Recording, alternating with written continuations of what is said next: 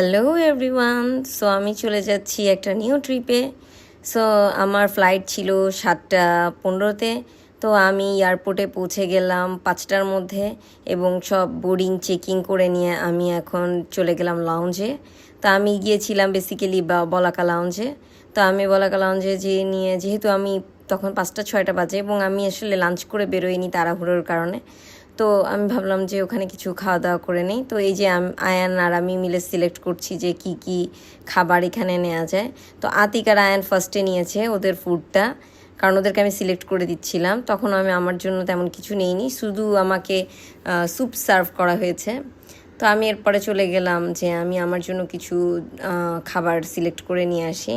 তো এখানে বুফেতে মেনুতে ছিল এই যে এইগুলোই, প্লেন রাইস আর হচ্ছে যেই বিরিয়ানি, আরও অনেক কিছু ছিল, আমি সবই এক এক করে দেখাচ্ছি।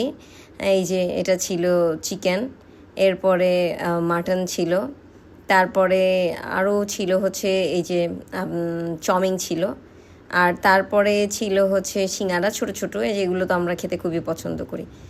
তো এই ছিল খাবার, এছাড়া ডেজার্টের আইটেমও ছিল। তো আমরা ফুড খাওয়া শেষ করার পরে এই যে আমি লাউঞ্জ দিয়ে বের হয়ে যাচ্ছি, এখন আমি আমার ফ্লাইটের উদ্দেশ্যে বের হব।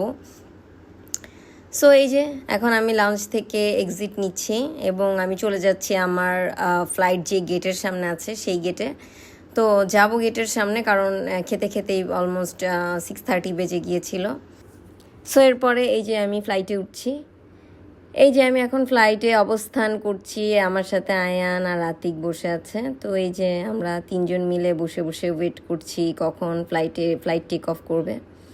সো এখনও ফ্লাইট টেক অফ করেনি, এই যে আমরা ওয়েট করছি। এই তো আমরা পৌঁছে গেলাম আমার ডেস্টিনেশন, হুইচ ইজ মালয়েশিয়া। এখন আমরা ল্যান্ডিংয়ের জন্য ওয়েট করছি। সো এখন এই ফ্লাইটের ব্লগ, আজকের দিনের ব্লগ এতটুকুই ছিল, কারণ আমার আস্তে আস্তে 2টো বেজে গেছে, এখন মালয়েশিয়ান টাইমে অলমোস্ট 2টো বাজে। সো আমি এখন যাব আমার হোটেলে, চেকিং করব এবং আমার সবার সাথে দেখা হবে কালকে সকালে। তো সকালে কি কি করলাম এবং কোথায় কোথায় গেলাম এটা নিয়ে একটা নিউ ব্লগ তৈরি করব। Till then, bye bye, thanks for watching.